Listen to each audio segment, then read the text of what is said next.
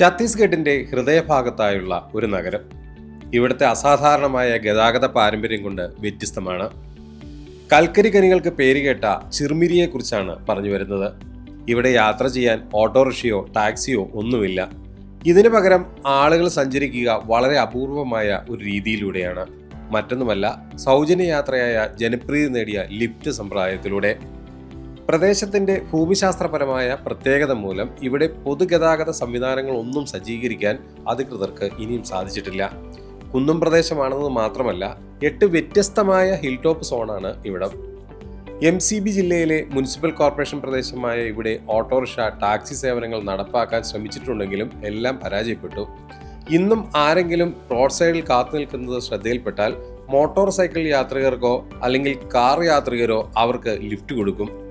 അത് അപരിചിതരാകട്ടെ, നഗരത്തിലേക്ക് ആദ്യമായി എത്തുന്നവരാകട്ടെ, ഒരു പക്ഷഭേദവുമില്ല.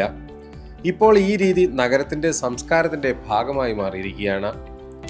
29 കിലോമീറ്ററോളം നീണ്ടുകിടക്കുന്ന ചിർമിരിൽ ജനസംഖ്യ 85,000-ഓളമാണ്. പൊടി, ഹൽദിബാരി, ബഡാ ബസാർ, ഡോം ഹിൽ, ഗംഗ്ലാപാനി, കൊറിയാക്കൊല്ലിയേരി എന്നിങ്ങനെയാണ് ഇവിടുത്തെ പ്രദേശങ്ങളുടെ പേര്. ഇവ തമ്മിൽ 1 മുതൽ 7 കിലോമീറ്റർ ദൂരമാണ് ഉള്ളത്.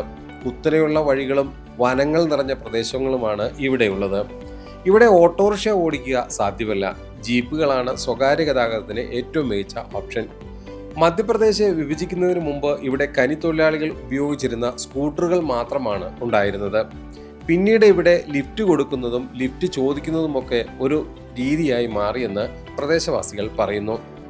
പ്രദേശത്തെ മുൻ മേയറായ ധമരു റെഡ്ഡിയാണ് ഇവിടെ ബസ് സർവീസ് ആദ്യമായി ആരംഭിച്ചത്. ഇവയ്ക്ക് കേടുപാടുകൾ സംഭവിച്ചതിനാൽ അത് അവസാനിപ്പിച്ചു. ഇതുമായി ബന്ധപ്പെട്ട സർക്കാരിന്റെ 10 വർഷത്തെ കരാർ ഈ അടുത്താണ് അവസാനിച്ചത്. ഇതിനായി ഉപയോഗിച്ചിരുന്ന ബസ്സുകളെല്ലാം മോശമായ അവസ്ഥയിലുമാണ്.